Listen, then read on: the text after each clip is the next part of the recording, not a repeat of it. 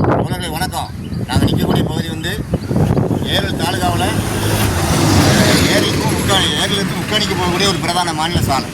இந்த சாலையில் Yamaha showroom பக்கத்தில் இருக்குது. அது பக்கத்தில் இருக்கக்கூடிய ஒரு மின்மாற்றி.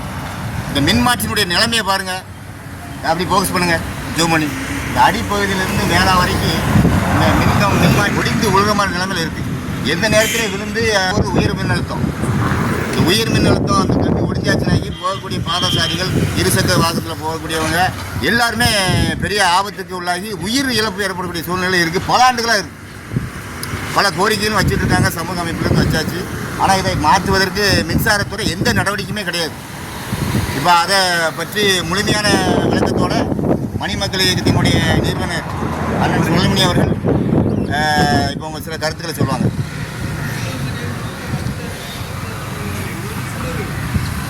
வணக்கம். மணிமக்கள் இயக்கத்தின் நிறுவனர் வழங்குகின்ற சொல்லுங்கள்.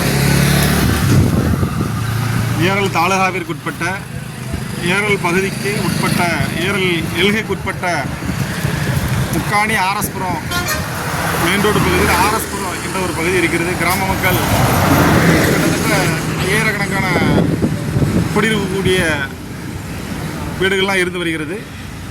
இந்த பகுதியில் மெயின் ரோட்டின் அருகில் மின்கம்பம் இருக்கிறது. இந்த மின்கம்பம் பழுதடைந்து நொறுங்கி கான்கிரீட்டில் நொறுங்கி வெறும் கூடுகளாக இருந்து வருகிறது. எந்த நேரத்தில் ஆபத்து ஏற்படக்கூடிய சூழ்நிலை இருக்கிறது என்று கணிக்க முடியவில்லை. இது சம்பந்தமாக தமிழ்நாடு மின்சார வாரியத்திடம் நமது மணிமக்கள் இயக்கத்தின் சார்பாக சமூக ஆர்வலர்கள் மூலமாகவும் தமிழ்நாடு மின்சார வாரியத்திற்கு நாங்கள் கோரிக்கை கடிதம் மூலமாகவும் தொலைபேசி மூலமாகவும் தகவல் தெரிவித்தோம். ஆனால் இது சம்பந்தமாக எந்த ஒரு நடவடிக்கையும் எடுக்கப்படவில்லை.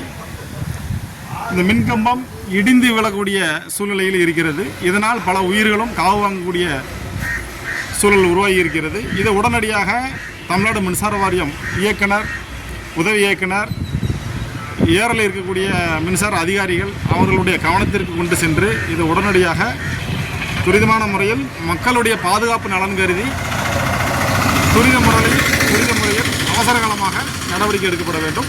புதிய மின் இணைப்பு உருவாக்கி மக்களுக்கு பயன்பெறக்கூடிய வகையில் பாதுகாப்பு உபகரணத்தை ஏற்படுத்தி தருமாறு பணியுடன் கேட்டுக்கொள்கிறேன்.